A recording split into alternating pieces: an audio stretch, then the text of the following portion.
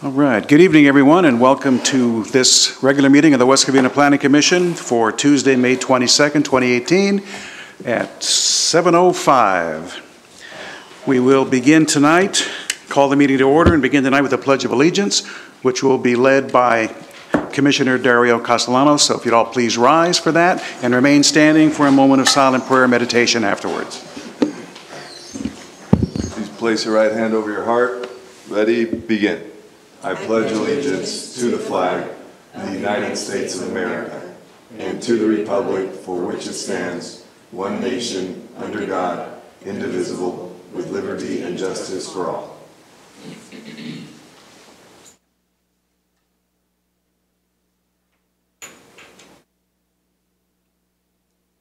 Thank you. May be seated, please.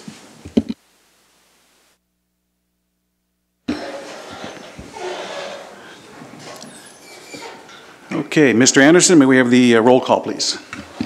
Commissioner Holtz? Here. Chairman Jimenez? Commissioner Castellanos? Here. Commissioner Hing? Here. Vice Chairman Redholz? Here. Thank you. We'll now move on to item number 1, which is approval of minutes from our regular meeting of May 8th.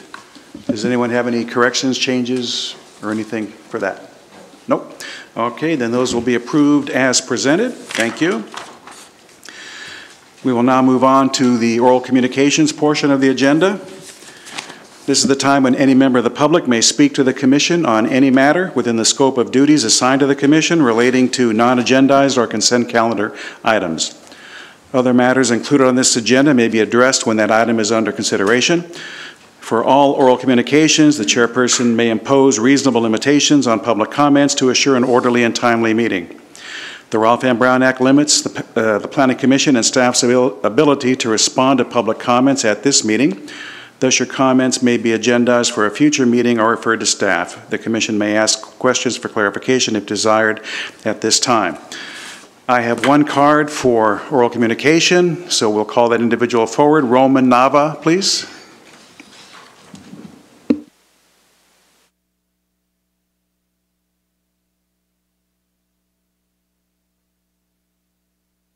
Director of Government Affairs for the Building Industry Association of Southern California, Baldy View Chapter. Not here specifically regarding one particular item, just talking about the home industry in general. So I do have some prepared comments in this, exactly the same letter. For the public who's here tonight, I'd just like to start off here. The Building Industry Association of Southern California, Baldy View Chapter represents over 1,100 association members of the residential home building industry. The goal of the BIA is to advocate for home building industry and to promote the concept of the American dream of homeownership.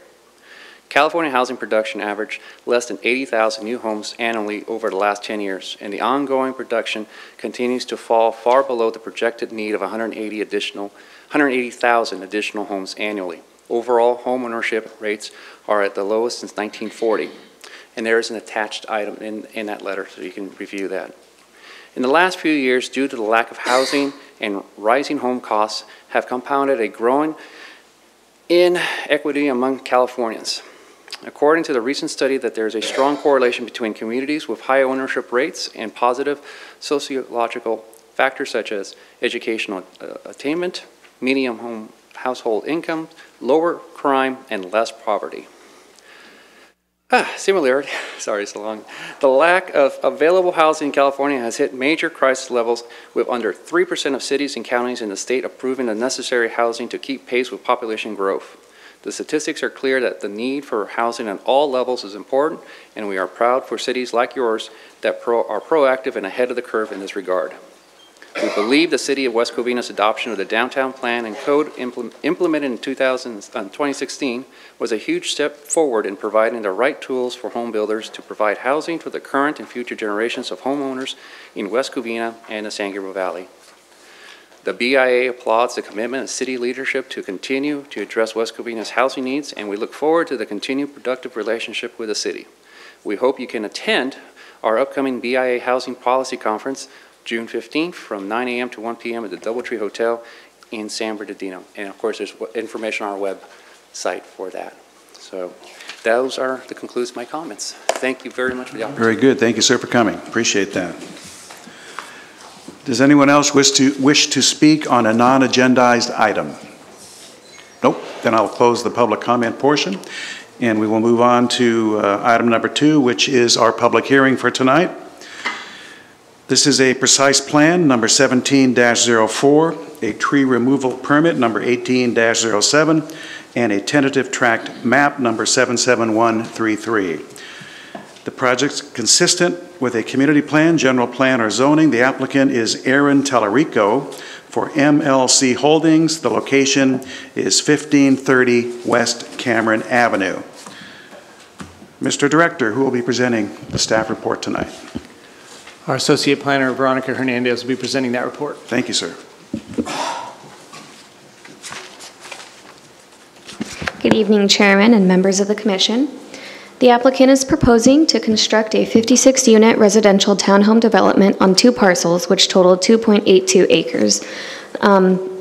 So let's go ahead and get started here. The project consists of 2 parcels.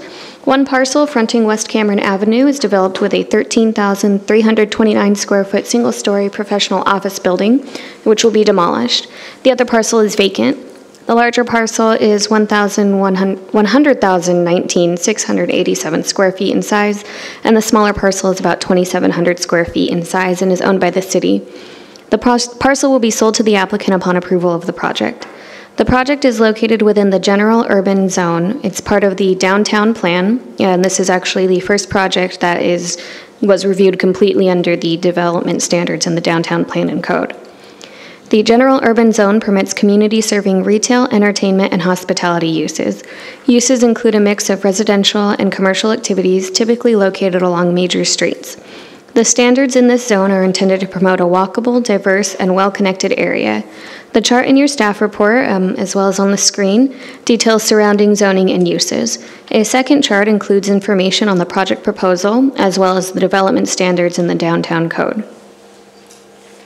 The project requires the granting of a precise plan to allow the development of the residential townhomes, a tentative tract map to consolidate 2 contiguous parcels to build 56 residential townhomes, and a tree removal permit for the removal of 6 significant trees, including 2 sycamore trees. The proposed project requires the approval of a precise plan to allow the proposed building architecture and site layout. Access to the site would be provided via a driveway off West Cameron Avenue on the southerly side of the property. The main drive aisle would continue through the site, providing access via private lanes to the dwelling units. The site currently features 2 driveways. The northernmost driveway would be removed as part of this proposal. The 2.2-acre site is relatively flat.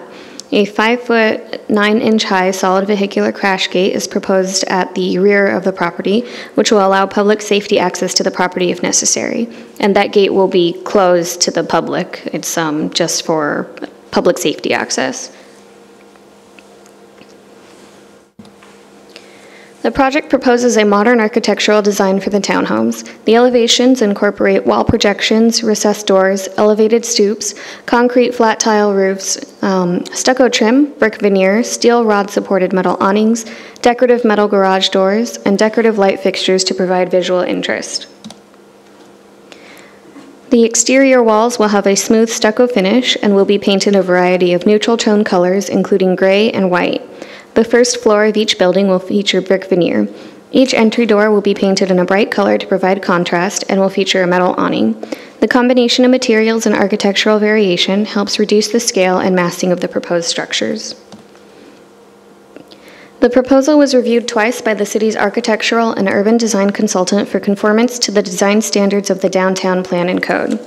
The applicant worked with staff and followed the recommendation of the design review to provide a quality design with interesting elements consistent with the downtown plan and code. And I'll go through the floor plans here. If you want to look at any in particular, just let me know and I can go to it. 2 to 4 bedroom units and 6 different floor plans are proposed as indicated in the table in your staff report. The law requires that a minimum of 6 units be ADA accessible. The applicant is proposing 8 ADA accessible units within the project.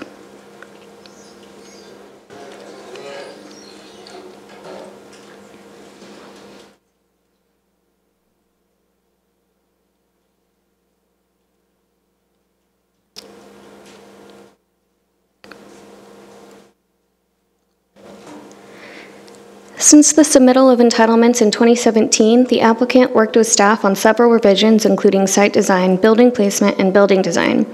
Based on staff working with the applicant, the dwellings are proposed as a mix of 2- and 3-story attached units that will be in 5 separate buildings. The applicant is proposing the row house building type described in the downtown plan and code. Row houses consist of attached units with the ground floor raised above grade level to provide privacy.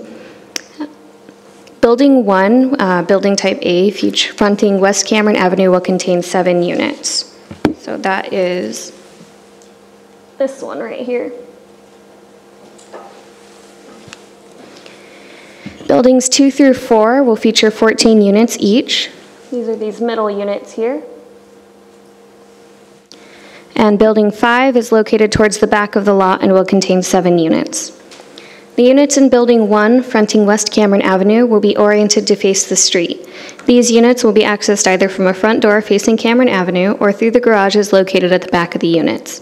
By orienting the units to face the street, the project provides a better relationship with the street, provides visibility from the units to the street, and is compatible with the goals of the downtown plan and code. The applicant has provided stoops along the front elevation to provide variation and aesthetic interest, incorporating the units into the street while providing a level of privacy for the ground floor. The remaining units provide access either via a private street, which is this street here, down here,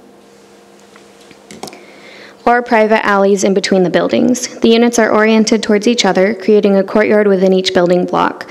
These units provide access by front doors either on the courtyard or the private street, or again via the garages in the back.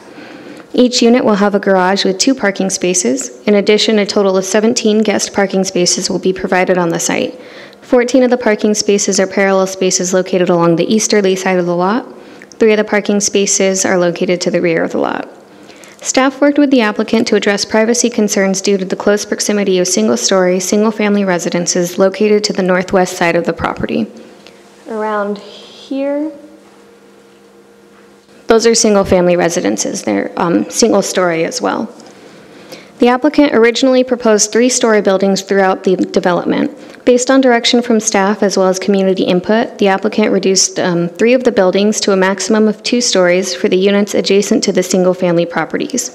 The applicant also incorporated smaller windows where possible along the elevations facing the adjacent single-family residences. The applicant is proposing to install landscaping and an 8-foot-tall concrete masonry block wall along the northwesterly property line to provide additional privacy. The project incorporates planting areas throughout the development. Accent trees and street trees will be planted along West Cameron Avenue, the private street, and private alleys. A landscape barrier will be installed along the northwest property line to enhance privacy adjacent to single-family residences. Each courtyard will also feature a grass area and additional landscaping. A common area with an informal dog area, tot lot, and seating is located to the rear of the lot. The applicant is also willing to construct an informal barbecue and seating area in place of the tot lot if there are any privacy concerns due to the single-family residences just across from that area. The applicant has also agreed to install a pedestrian gate in the future if the Walnut Creek Wash is open to the public for recreational purposes. A landscape plan prepared by a licensed landscape architect will be required as a condition of approval. The Downtown Plan and Code requires that a minimum of 100 square feet of private recreation leisure space be provided for each unit for the row house. In addition, the code requires that the space have a minimum dimension of 8 by 8 feet. The units feature a combination of stoops, patios, and balconies that total between 113 square feet and 286 square feet per unit. All units provide over 100 cumulative square feet of recreation leisure space and provide minimum 8-foot by 8-foot areas. A total of 129 parking spaces will be provided. Each unit will have a 2-car garage, and there will be 17 guest parking spaces. The Downtown Plan and Code requires 2 parking spaces per unit for residential projects. The code allows the parking spaces to be enclosed, covered, or open. No guest parking is required. Based on these standards, the project is required to provide a minimum of 112 parking spaces. As proposed, the project meets the parking requirements A condition of approval included in the tentative track map resolution requires that the CCNR state that the parking or storage of recreational vehicles is prohibited, as well as that the garage must be used for parking. Construction will take approximately 35 months to complete and would consist of 5 7-month-long phases: demolition and land development, model phase, phases 1, 2, and 3. The existing one-story building and paved areas would be demolished, and all landscaping would be removed. Site grading and paving would take place after demolition and clearing. Grading would require a net export of 435 cubic yards, with the goal of balancing out the site as much as possible. The tentative tract map would consolidate 2 contiguous parcels. The tract map would allow the total of 56 townhome units. Therefore, 1 parcel will be created with airspace rights.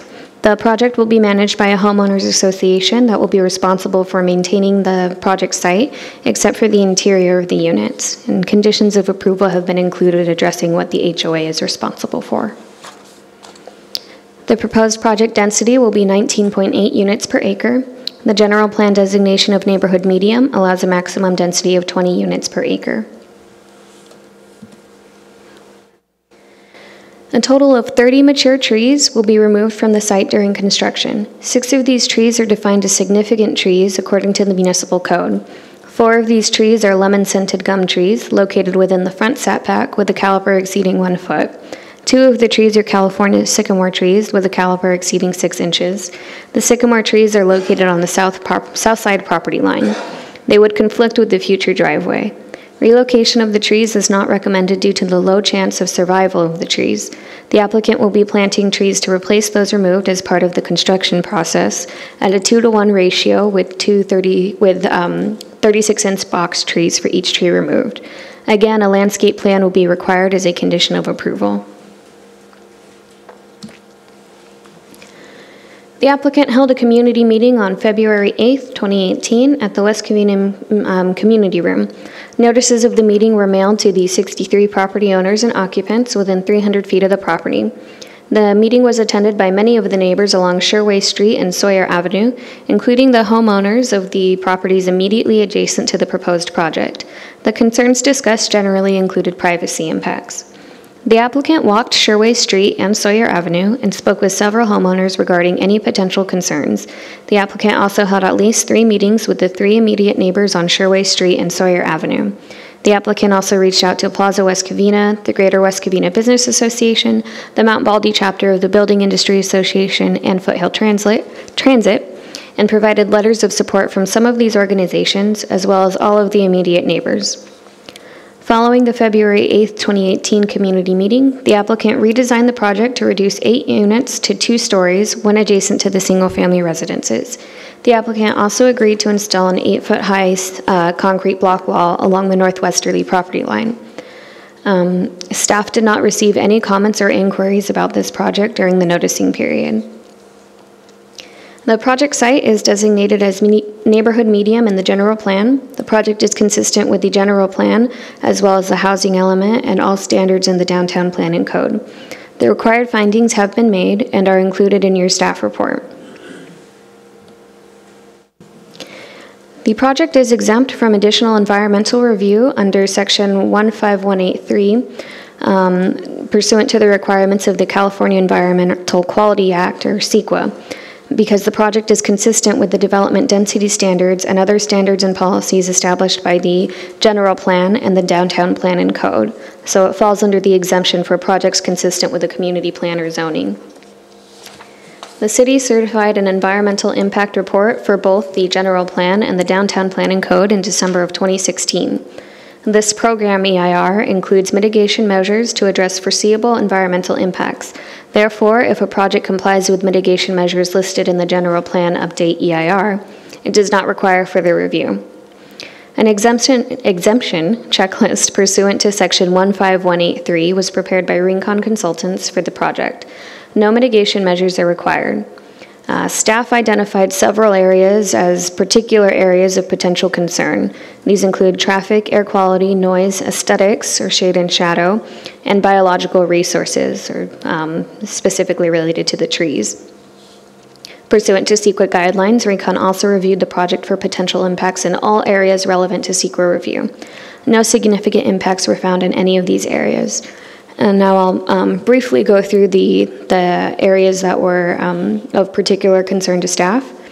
As far as traffic goes, Kunzman Associates, Inc. prepared a traffic analysis for the project on April 27, 2018 to assess traffic impacts. The traffic analysis evaluated potential project-related traffic impacts at 6 key intersections, including Sunset Avenue and West Covina Parkway, Sunset Avenue and Cameron Avenue and Orange Avenue, Cameron Avenue and Garvey Avenue North, Cameron Avenue and Pacific Avenue, West Covina Parkway and Toluca Avenue, and West Covina Parkway and Garvey Avenue South, including the 10 freeway westbound on-ramp. The project is expected to generate a total of 410 daily trips, of which approximately 26 trips would occur during the morning peak and approximately 31 trips would occur during the PM peak hour. The previous use, a one-story medical office building, generated 464 daily trips, including 37 trips during the morning peak hour and 46 trips during the evening peak hour. The proposed project is forecast to generate approximately 56 fewer daily trips. Because the project would operate 24 hours a day, 7 days a week, it is anticipated that many project-generated trips would occur outside of peak traffic periods. The traffic impact analysis determined that the addition of project-related trips to existing traffic levels would have no impact on steady intersections, and that project traffic would fall far below significant impact thresholds. The project would therefore not result in an adverse impact that was not previously identified in the program EIR. In Los Angeles County, if a project adds less than 50 peak hour trips to a congestion management program monitored intersection, then additional analysis of project impacts is not required. As the project adds less than 50 peak hour trips, it does not conflict with the CMP program. The traffic analysis did conclude that a signal is currently warranted at the intersection of Cameron Avenue and Toluca Avenue. However, since the proposed project will result in 56 fewer trips than the current conditions, the need for a traffic signal will not be exacerbated, and it is not caused by the proposed project. The purpose of the environmental study is to determine the project's effect on the environment. Therefore, no mitigation measure is required. According to air quality study prepared by Rincon, the construction and operation emissions are far below significant regional thresholds. The cumulative short-term construction-related and long-term operational emissions from the project will not contribute considerably to any potential cumulative air quality impact because short-term project and operational emissions will not exceed any SCAQND daily thresholds. Rincon also evaluated noise and vibration impacts for the proposed site for both construction and operation. Construction will comply with the city's noise ordinance and would take place between the hours of 7 a.m. and 8 p.m. The EIR acknowledges the potential for temporary construction noise impacts, but concludes that such impacts resulting from the development under the GPU and downtown plan would be less than significant with adherence to policies in the GPU and the city's noise ordinance. Therefore, although construction noise levels resulting from the project may periodically exceed the city's allowable exterior noise levels, these impacts will be less than significant due to the temporary and daytime nature of construction-related noise, and the project would not result in an adverse impact that was not previously identified in the GPU EIR. The applicant has agreed to install 10-foot-high temporary sound attenuation walls along the northwesterly property line, which is adjacent to the single-family residences, as a courtesy in order to cut down impacts from construction noise. This has been included as a condition of approval. Because the proposed residential buildings are 2 to 3 stories in height, they may cast shadows on immediately surrounding areas. The single-family residences to the northwest of the project site would be considered shadow-sensitive uses. According to shade and shadow analysis submitted by Rincon, shadows cast by the project would be longest during the winter months. The analysis found the project would shade neighboring uses for a maximum of 3 hours between 9 a.m. and noon during the winter months. Therefore, the impacts would be less than significant, and the project would not result in any adverse impacts that were not identified in the GPU EIR. The project site and vicinity are located in an urban area. There is no vegetation on or adjacent to the site other than ornamental trees and shrubs, and no wetlands or any other habitats on site or nearby. There are 6 trees defined as significant trees, as previously discussed. However, these trees are not identified as a candidate, sensitive, or special status species in regional plans, policies, or regulations, or by the California Department of Fish and Game or U.S. Fish and Wildlife Service. Therefore, there would not be any significant impacts from removing these trees. Evaluation of tribal cultural resources was not specifically requested by the city, but staff did consult with Native American tribes pursuant to California AB 52. The city consulted with the Gabrielino Band of Mission Indians, the Kiz Nation, per their request. Rincon also consulted with 6 Native American contacts. The results of these consultations indicated that the project site is of interest to and within the traditional use area of several tribes. 3 tribes, as indicated in your staff report, requested monitoring during construction and/or notification if any cultural resources or human remains are found. These measures have been included as conditions of approval.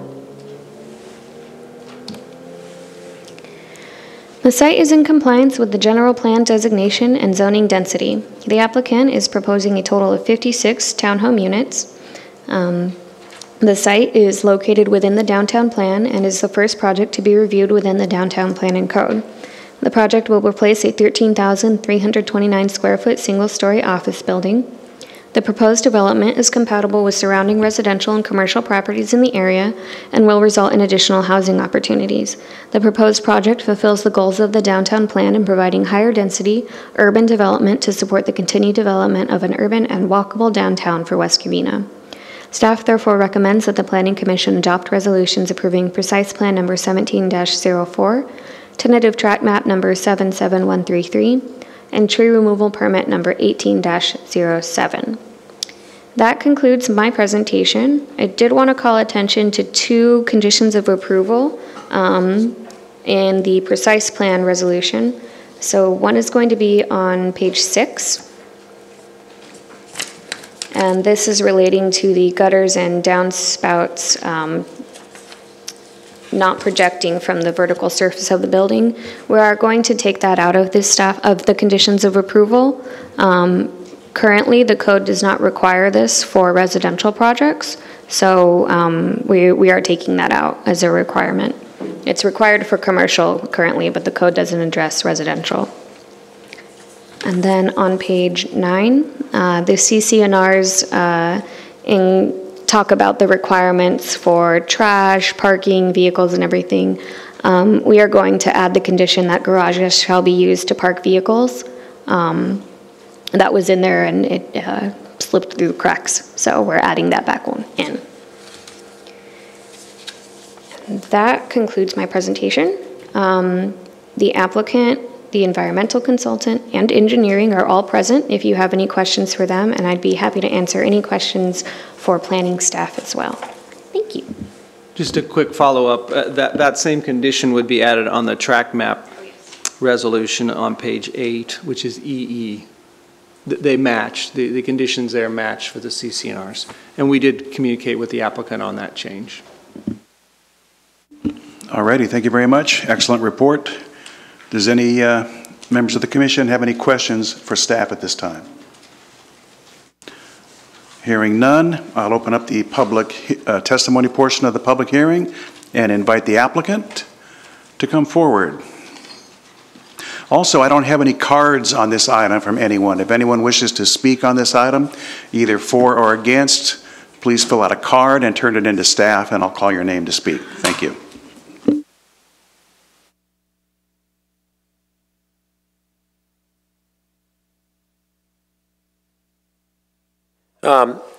I just want to introduce myself, Aaron Tallarico with MLC Holdings. I want to thank the commissioners and city staff for all the hard work that went into this. That was a very clear and well put together staff report, but it took a lot of time for us to get there. We've spent a lot of hours on this project and a lot of positive collaboration with us and with city staff, and I just want to give them a shout out, Jeff and Veronica and the rest of city staff who's helped us work through this process.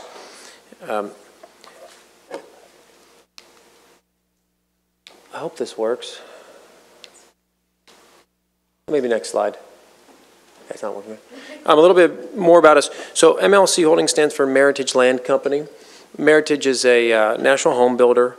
We founded in 1985. We've built over 100,000 homes nationwide. We operate in 27 markets. Currently, as of this week, I think we have about 280 actively under construction communities nationwide. In California, 30 of those we've got. One thing that sets us apart is we are the industry leader in energy building and green building. And I'm sure some of you guys heard about the solar panel thing that's passing in 2020. So the energy building is not just that. That's a big part of it. But actually the actual construction of how the buildings are put together, that's where we are really the leader. And we've been the industry leader for 6 years going in energy building. One thing that sets us apart is we actually spray foam all of our houses. That's something that no public home builder does. And we do it nationwide. California, you don't really have to do it, but we do it. Something our CEO and people at the top of our company feel really strongly about, and we feel it differentiates us from other home builders. One thing that I'm sorry, I don't think my pointer's working. One thing that at us is the MLC, the land company version of Meritage, we feel really strongly and we feel differentiates us is that we work with the neighborhoods, and we've been doing infill projects for quite some time now. We've done quite a few, and we really pride ourselves in reaching out to the neighborhood and to the community and to decision makers, stakeholders, whoever it needs to be, that we need to get feedback, because we understand that when you're doing infill, the neighborhood matters more than anything, really, and you got to make sure you're working with them. And so we really are proud of what we do in those areas. We're always improving, and we're always learning new things. Every project we go to, I learn something new all the time. Oh, this is a photo from our February 2nd or February 8th community meeting we held outside right here. I see Daniel and Adele I'm talking to there. I had some neighbors on Sawyer and Shearway. We had a good turnout, 20 to 30 people showed up, I'd say, maybe closer to 30. Got some really good feedback from that meeting. Okay, next slide. After that meeting, after multiple meetings with staff, fire department, everyone that we needed to meet with, this is the site plan we came up with, which I know Veronica's already shared. Originally, we did have 3 stories throughout. It was 100% consistent with the general plan and the new downtown plan, but ultimately we ended up with the 2-story perimeter, as well as some other things we did, such as vegetation along the whole northwest property line. And then, actually, I'm going to go through the items that we did do in the next slide. So this was actually the sheets that we did at our community meeting. This was, a neighbor or someone from the public come up and go, hey, we want some dog spots, or spots for dogs. So that was one, so that was the first one there. And I'm happy to say that we actually were able to meet every single one of these. It's actually not, oh, thank you. There's my check marks, I like that. It's not easy meeting all of these, but we were able to do it. Sometimes, I don't know if you guys ever done a remodel on a house or something, and you change one thing and everything just starts snowballing, like, oh, wait, then I got to do that. And then that's what happens when you change projects once they're so far down the line. But that's our job, and we wanted to make sure people were happy with what we were doing. Next slide. Just an example, so right now we added informal dog turf areas at the end of each of the alleys, and then also in the common space area where the EVA access goes out. And there will be, those little dog things with the trash bags. The HOA will maintain a couple of those as well, so there's not dog stuff all over the site, which does happen. Okay, next slide. We usually would have a see-through gate for EVA crash gates. The neighbors wanted a solid gate. I did notice that it showed 5 foot 9 inches. The neighbors asked for minimum 7 feet on that, which we're willing to do. We're happy to do. The next one. Side yard setback. So the side yard setback in the downtown plan is a 0-foot setback, which I know you guys know about because I think you guys are talking about it now. And obviously we're the first one here and the first project, and I'm sure there'll be tweaks. We average 8 foot 9 inches to 12 foot 2 inches, and we really are 10 plus. There's just a utility cabinet on the ground floor level that pops us to the 8 foot 9 inches, but all of our second stories all back 10 foot plus from our property line. Next slide. This was a big one because I do believe there might have been a project in the past that came through that had proposed some pedestrian access to these streets or some sort of access, and the neighbors didn't want that. And we're not proposing it, so those will have an 8 foot wall adjacent to the single family, and then it'll step down to 6 foot adjacent to the commercial. Yep, and then go on the wall, oh yeah, back one more. And yeah, so I met with Caroline and Robert and Adele, who are the neighbors right there on Sherway, and then Jose and his wife on Sawyer, and Daniel on Sawyer, and sat with them twice, I think I said 3, but it was 2 times, and I felt like we made a good compromise on going to the 2 stories and doing some of these other things. And it was, I'll be honest with you, it was, for me, doing that stuff is the most rewarding. It was a Friday afternoon or Friday evening. I remember calling my wife afterwards and told her, hey, just met some really nice people. I think we got a good solution here. I think I'm making them happy. And those times for me, that's why I do this business. It was I felt like we came to a great compromise. And then this was probably the main thing that we'd heard a lot about. I think that the neighbors, the planning commissioners that I got some feedback from, city staff had said, hey, we would really like you guys to limit to 25 feet adjacent single family. This change took, once we went and did it, it took a good 3 to 4 weeks to figure it out because of that snowball effect, make sure water quality was working, make sure grading was working, make sure we had the right units that would fit there. Obviously, that move economically doesn't make much sense for us because we dropped 3,000 plus square footage of sellable space, but believe me, it makes a lot of sense because hopefully it made some neighbors happy, hopefully it made some commissioners happy with what we're doing, and staff as well. Next slide. This is, I believe Veronica showed this. This is a view looking through one of our paseos. You can start getting the feel of the ground floor patios and then the second floor balconies. Hopefully there's a mom with her kid in there in the future, and we've landscaped. This is the landscape that'll be there. It's a very understated, yet to make this look like this actually costs more money than to overdo it. It's an understated contemporary urban feel. That was the feel that we were felt that the downtown plan called for our site. The next photo. And this is just looking the other way from a second story balcony view, and you can see the step down with the 2 stories there. Also, I'll go back on the 2 stories. As it looks towards single family, we made sure all the windows were high windows. And the only windows you see that might look like they're not high means they're in a stairwell and they're above your line of sight. There's no line of sight windows looking towards the single family. Okay, next slide. This is a view from Toluca and West Cameron, looking at our front elevation. You can feel the presence of the building. I believe this was really a goal of the downtown plan to create that street frontage and the walkability and the feeling that someone's going to live in one of these units and pop out onto that sidewalk and walk to, I don't know, 24-hour Fitness or the supermarket or the plaza or Porto's, which I saw those steel moment frames out there, which is really exciting, I know. Walk to Porto's and wait in line for 45 minutes. Actually, you get to Porto's probably 5 minutes, then wait in line for 45 minutes. But it's worth it. Okay, next slide. And this is looking towards the 10 down West Cameron or towards Orange. And that's another scene you can see. All those trees that are in the front, those are set down in grates, similar like you'd see like in a Disneyland or Pasadena on Colorado Street where you can walk over them. And then finally, I'd like to just summarize. We are really excited about this opportunity here.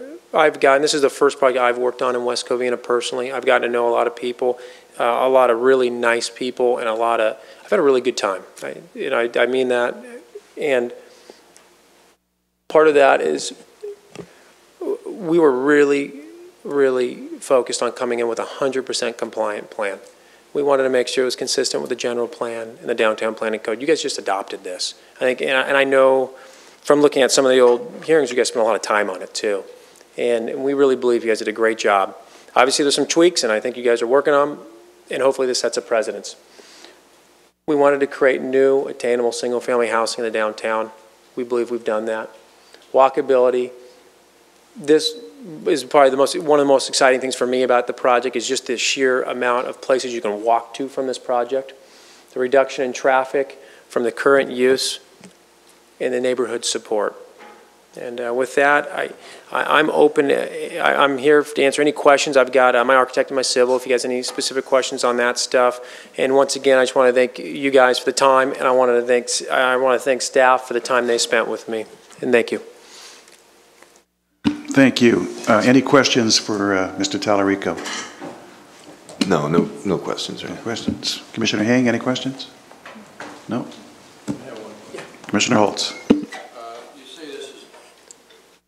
You say this is a 3-year project.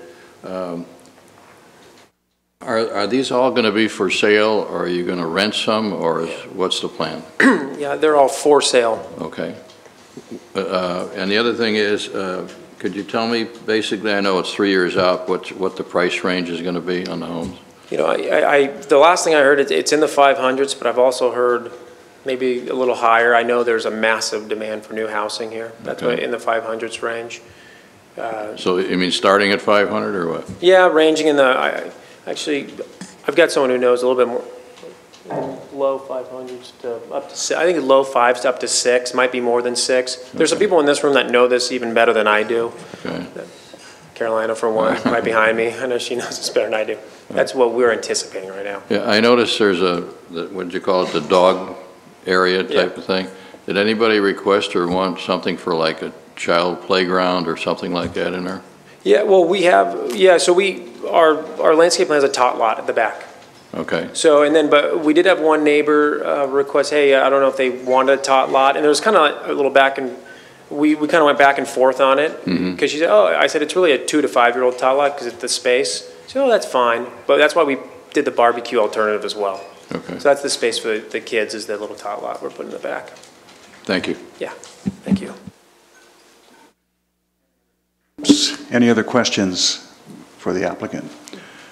Oh, I have one question for you. Yeah. The current occupant of the building that's there now, have you purchased that building already, or is that contingent? Yeah, the way we set it up is upon approvals, then we close on the property, but. Okay, because they're still operating as of right now, so are they aware, the people inside, are they aware that, Yes, the building's going to go away? If this Yeah, and it's mostly back office stuff. There's not a lot of employees in the building right now. Okay. And they've got a big space in Pasadena that those people will be going to, yeah. Okay, Yeah. very good. Yeah, thanks. Thank you. Thank you very much. Okay, thanks. Monica, do you wish to speak on this? Or just, because this is an opinion, just a position slip. Did you want to speak? It's okay. You want to speak? Yeah. Yeah. Sorry about that. Good evening, everyone. I'm here on behalf of supporting this project, and I'm speaking on behalf of the Greater West Covina Business Association, its members, and our board members, which we have some here, and some of our members are also here. I just want to say that for the past year, the MLC, and I know Aaron, has been sharing the vision of this plan for this great project, and we just want to say that we're definitely we're in agreement. We love it, and I do need to move closer to my work, so so please approve this project. I'm 12 minutes away, and with this I could be only 4 minutes away.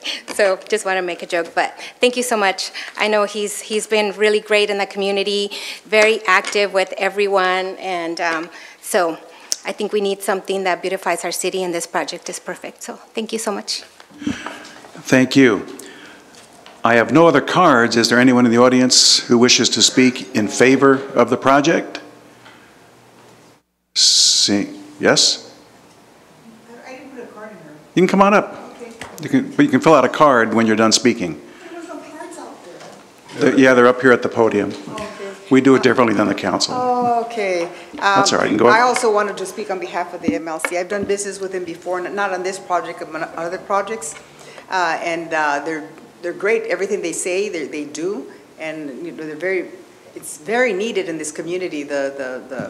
I'm sure he doesn't know where it's going to start at yet, because depending where the housing goes at that time when they're finished, you know. But it'll be affordable housing compared to what West Covina has now. And it's needed.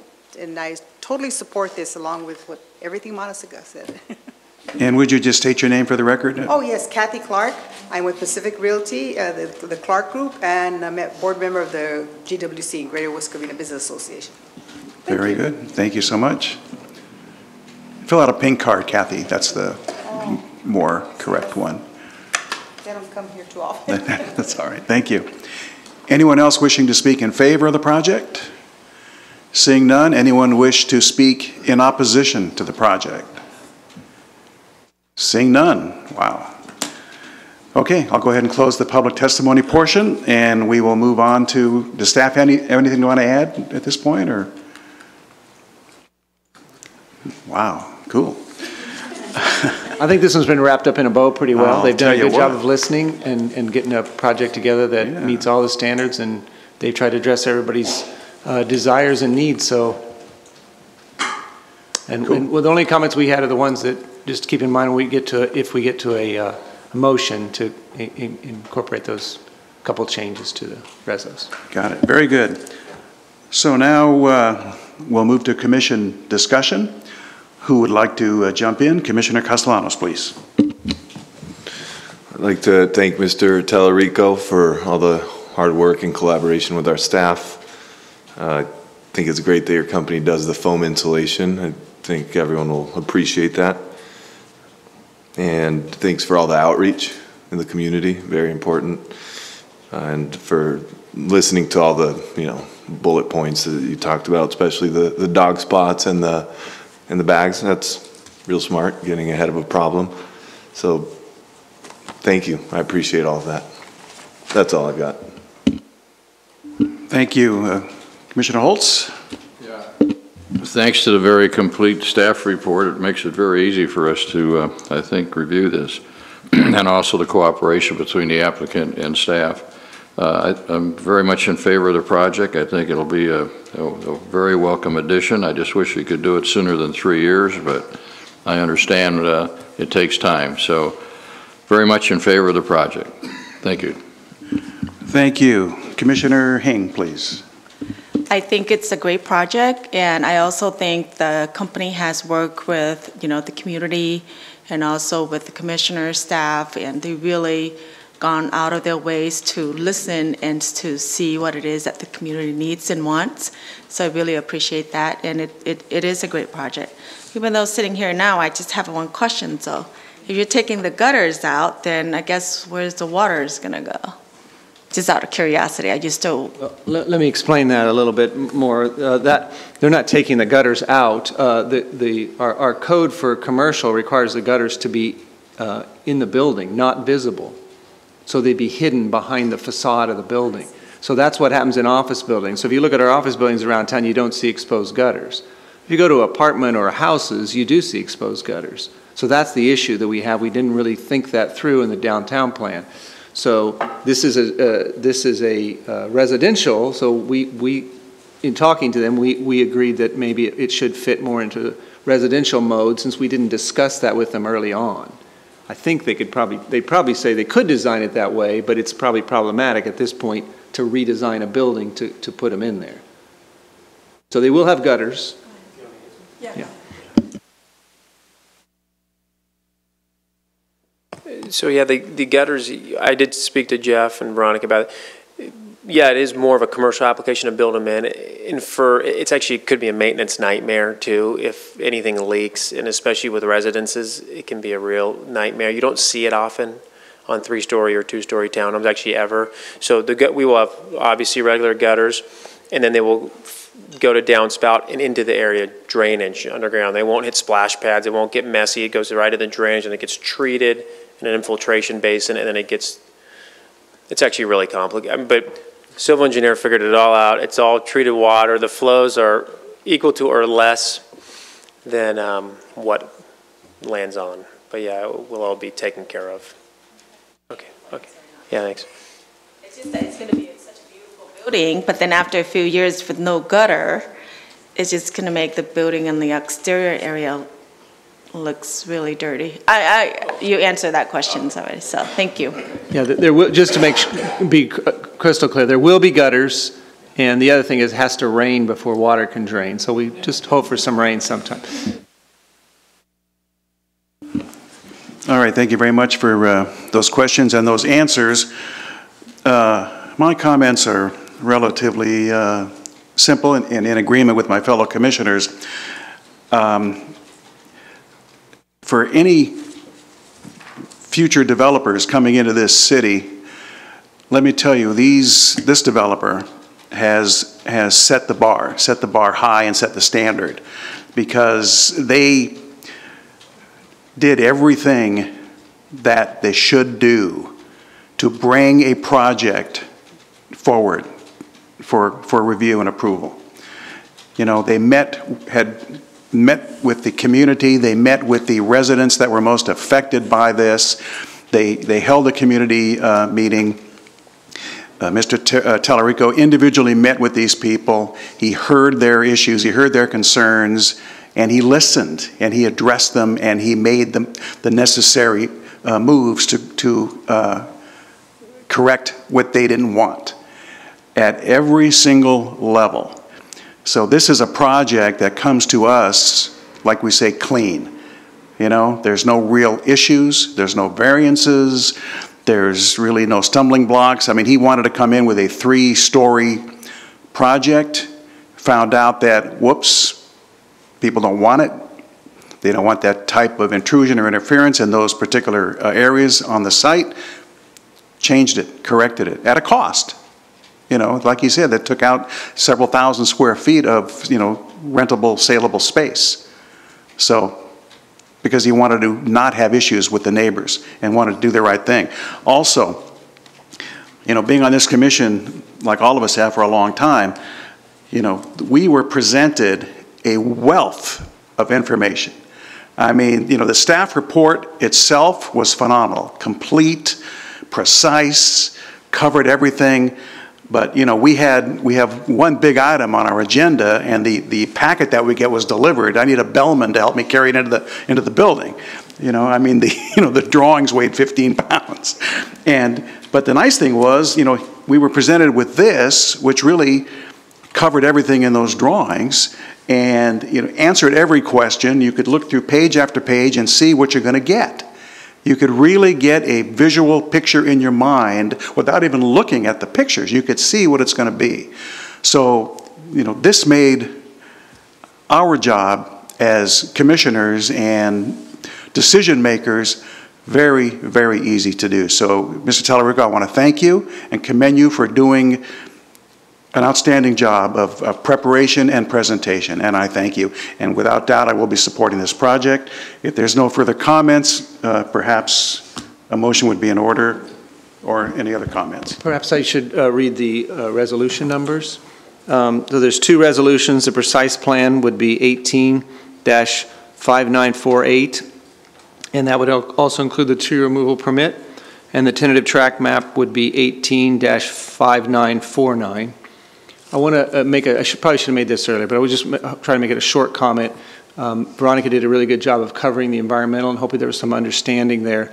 I want to make sure that we all know that just because this project fits under the category of exemption doesn't mean that other projects will. It's always a case-by-case basis, and one of the things that this project had that many projects won't have is that they're removing a building and replacing it with something. So the traffic impact is negligible because it's balanced. But if you have a situation where you've got a vacant parcel and you're adding, then it's likely not going to be able to go through this procedure. So this is not going to be it's not going to be every time in the downtown plan that's going to be like this. We had to do the traffic study before we made that determination, because if there had been a mitigation measure, in other words, requiring some kind of intersection improvement, then it couldn't have gone through that process. So I just want to provide that so you have that in your minds, that it's not always going to be able to use that process. Because we use that process, there is no resolution before you for the environmental. That's why there's not. So there's 2 resolutions, and we'd be happy to entertain a motion. And I'll make a motion to approve. And if you would keep in mind the changes in the conditions. And I'll second that motion with the changes in the conditions. Okay, we have a motion by Commissioner Holtz and a second by Commissioner Castellanos to approve this project. Any further discussion? Nope. May we have a roll call, please? Commissioner Holtz. Commissioner Castellanos. Yes. Commissioner Hing. Yes. Vice Chair Redholz. Yes. Motion passes 4-0. These actions are final unless appealed to the City Council within 10 days. Thank you, sir. Congratulations. We look forward to that project. Thank you.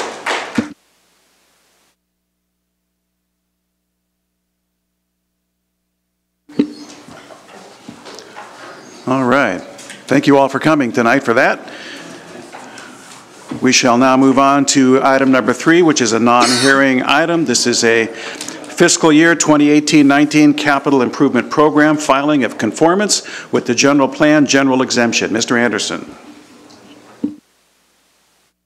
Yes. Every year about this time we start working on the budget, and part of the budget is the capital improvement program, which is for major projects or purchases that are going to happen. They're capital, they're physical things you can touch.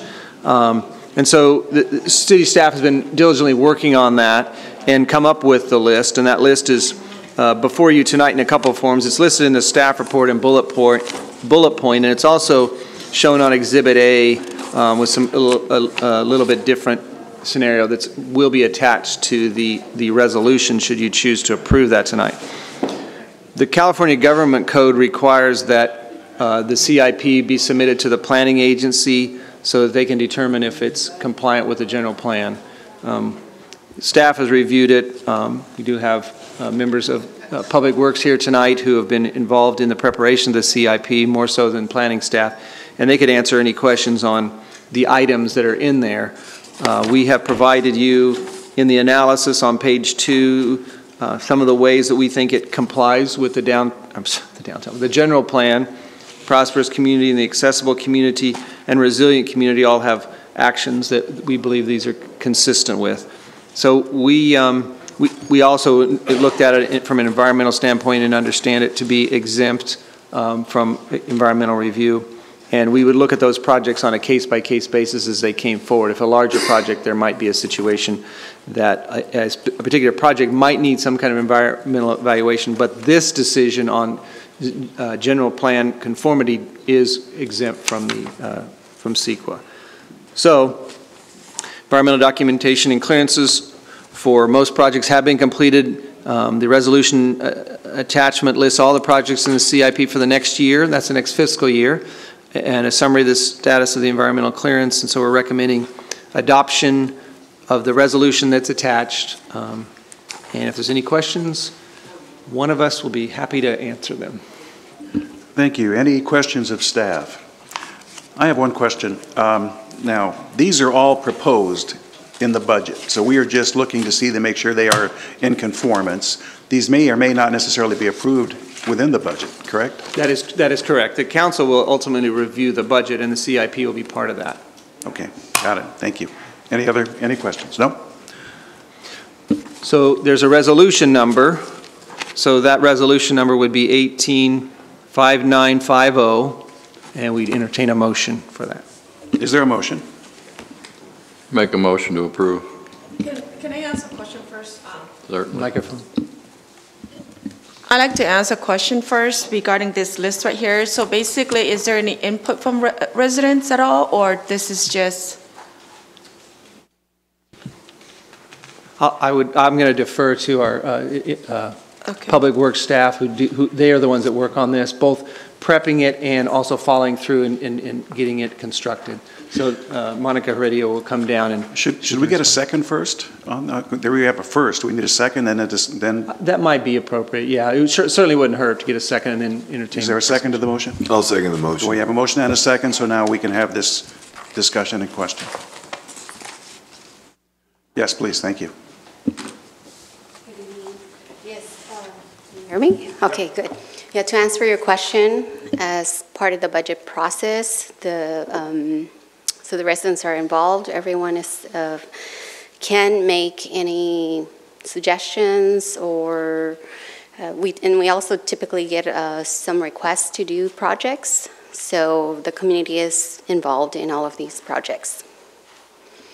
Does that answer your question, or Maybe are I you can specifically asking for one in particular? So I think one of the things she's saying is this isn't done like in an afternoon. This is something that is thought about. Some of these were probably on last year for this year. Correct. So it's a continual discussion. Process that so if you want to look at the city's CIP budget and through the process, you would see all of these listed there with their total cost and maybe some information, more information as to what that project entails.